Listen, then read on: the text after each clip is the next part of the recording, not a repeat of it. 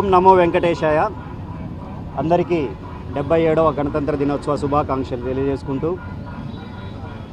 కలియుగ వైకుంఠంగా భావించే తిరుమలకి గడపగా భావించే దేవుని గడప రోజు ఈరోజు మనం ఈ కార్యక్రమం జరుపుకోవడం కారణం ఏమంటే 2023 ఎలక్షన్ రిజల్ట్ వచ్చిన తర్వాత గడిచిన ఒక 2-3 నెలల సమయంలోనే ఒక దారుణమైనటువంటి విష ప్రచారం మొదలు పెట్టడం జరిగింది. ప్రజలందరూ ఒక అయోమయ స్థితిలో ఉన్నారన్నమాట. ఇలా కూటమి ప్రభుత్వానికి 164 సీట్లు ఎలా వచ్చినాయి, జగన్మోహన్ రెడ్డి గారికి ఏంటి 11 సీట్లు రావడం ఏంటి, ఇలాంటి ప్రశ్నలు వాళ్ళ మధ్యలో మెదులుతూ ఉన్నాయి. వారి చర్చలు, వివిధ గ్రూపుల్లో చర్చలు జరిగేదంతా వీళ్ళు గమనించి దీన్ని ఎలాగైనా డైవర్ట్ చేయాలి, ప్రజల ఆలోచనను ఎలాగైనా మరల్చే విధంగా ఏదో ఒక గొప్ప సంఘటన అయితే జరగాలి అని చెప్పి వాళ్ళు తలిచి, ఆ సంఘటన అయితే జరగలేదు కానీ వీళ్ళు జరిగినట్టు చూపించడం జరిగింది.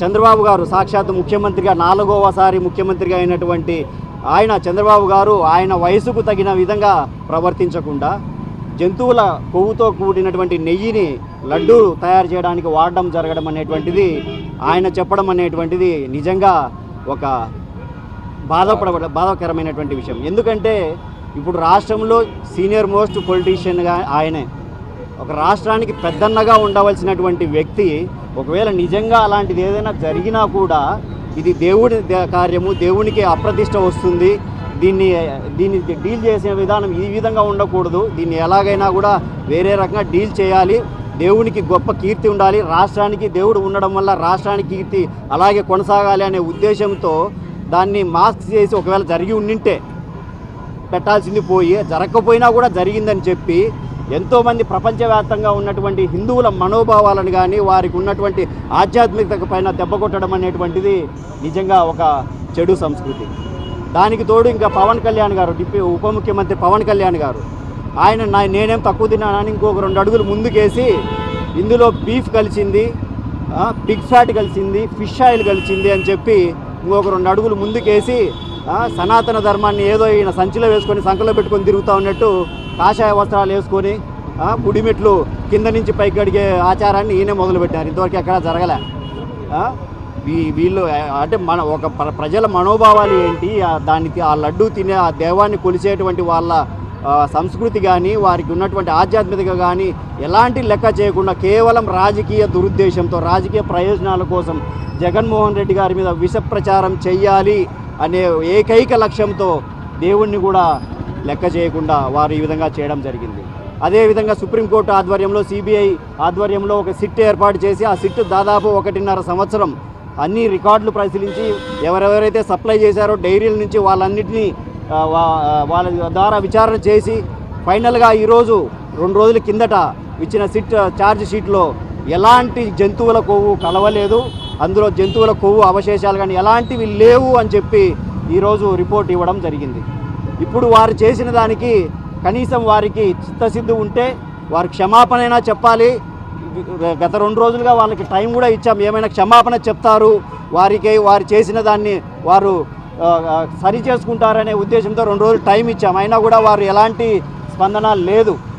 ఇప్పుడు ఈరోజు మేము ఎందుకంటే మా పార్టీ తరఫున ఈరోజు ఈ శాప విముక్తి దీక్ష, శాప విముక్తి అంటే ఆయన ఇంత గొప్ప తప్పు చేసిన ఇంత దారుణమైనటువంటి అసత్యానికి, ఆయన దేవ ఆగ్రహానికి గురి కాకుండా ఈ రాజకీయ చర్మాంక జీవితంలో ఆయన జీవితం సమగ్రంగా జరగాలని చెప్పి మా పార్టీ తరఫున వారికి ఈ విముక్తి దీక్ష చేయడం జరిగింది. అంటే మీకు కూడా డౌట్ రావచ్చు, మీరెవరు, వాళ్ళ పార్టీ వాళ్ళు చేసుకోవచ్చు కదా, మీకేం పట్టిందని. మా పార్టీ అభిమతం, మా పార్టీ కులమతాలకు అతీతంగా సుపరిపాలన అందించడం, పార్టీలకు అతీతంగా సంక్షేమ అభివృద్ధి ఫలాలు అందించడం, అది మా పార్టీ ధ్యేయం. శత్రువుకు సైతం మేము వారిని ఆతిథ్యం ఇచ్చి వారిని సాగనంపే నైపుణ్యం మాది. అంటే మా పార్టీకి ఎవరికి హాని జరగాలనేటువంటి మనస్భావం మా పార్టీ నాయకుడికి లేదు, మా పార్టీకి లేదు. అందుకనే శత్రువైనా సరే ఆయన ఆరోగ్యంగా ఉండాలి, ఆయన దేవుడు ఆగ్రహానికి గురి కాకుండా దేవుడు క్షమించాలి అని చెప్పి ఈరోజు దేవుని దర్శించి దేవుని కోరుకోవడం జరిగింది. ఇంకా పవన్ కళ్యాణ్ గారు అంటారా, ఆయన రియల్ లైఫ్ నుంచి బయటకు వచ్చినట్లేడు. ఇప్పుడు ప్రస్తుతానికి ఆయన రియల్ లైఫ్లో ఉన్నాడు. రియల్ లైఫ్లో అంటే ఏదో డైరెక్టర్ చెప్పినట్టు సినిమా హిట్ అవ్వడానికి ఏది చేయమంటే అది చేసే అలవాటు అయిపోయింది పాపం. కానీ రియల్ లైఫ్లో ఉన్న డైరెక్టర్ మామూలు డైరెక్టర్ కాదు. ఆయన ట్రాక్ రికార్డు చూసుకుంటే వెన్నుపోట్లు ఎప్పుడు పొడుస్తాడో తెలియదు. ఆయన చెప్పినట్టల్లా ఆడుతూ ఉన్నాడు. ఎప్పుడు ఈయనకు వెన్నుపోటు పడుతుందో, ఎప్పుడు పడినట్టు కూడా ఆయన తెలియని విధంగా ఉంటుంది. అది కూడా ఆయన ఆలోచించి సరైన నిర్ణయం ఆయన చెప్పినట్లు ఆ డైరెక్టర్ చెప్పిన విధంగా పోకుండా ఈయనకంటూ ఒక సొంత ఆలోచనతో చేయాలని చెప్పి ఆయనను కూడా ఆ దేవుడు క్షమించాలని చెప్పి కోరుకుంటూ మా పార్టీ తరఫున ఈరోజు ఈ శాప విముక్తి దీక్ష అనేటువంటిది చేయడం జరిగింది. ఎప్పటికైనా కూడా నిజం బయటపడక తప్పదు.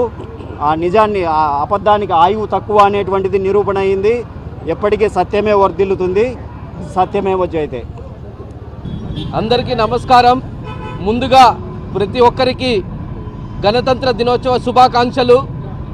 ఈరోజు మన అంబేద్కర్ గారు రచించిన రాజ్యాంగాన్ని అమలుపరిచిన రోజు.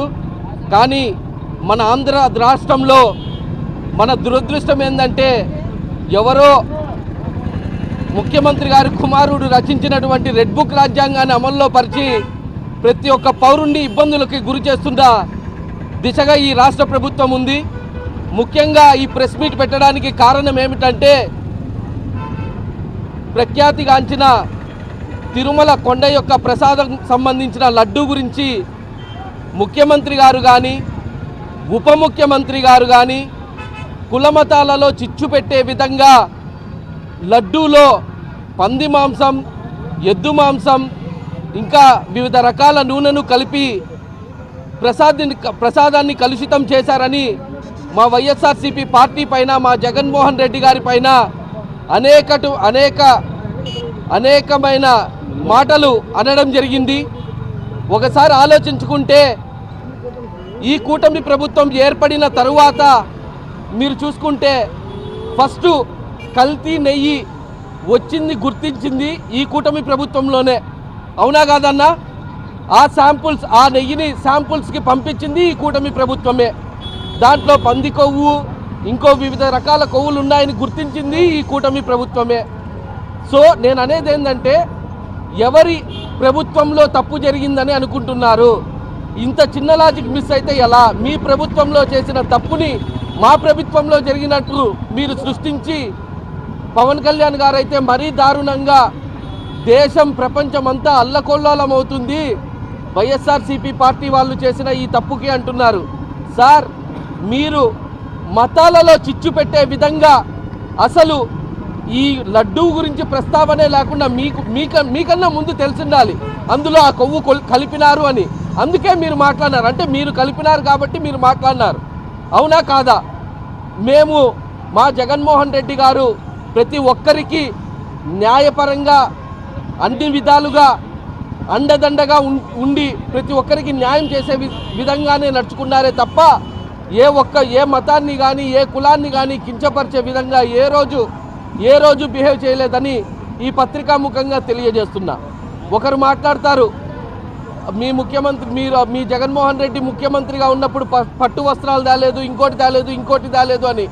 ఆయన రాష్ట్ర ముఖ్యమంత్రిగా ఉండి పేద విద్యార్థులకు 40,000 ప్రభుత్వ స్కూళ్ళని కట్టించిన ఘనత మా జగన్మోహన్ రెడ్డిది. ఆరోగ్యశ్రీ కింద 1400 జబ్బులను సృష్టించి ఉచిత వైద్యాన్ని అందించిన ఘనత మా జగన్మోహన్ రెడ్డిది.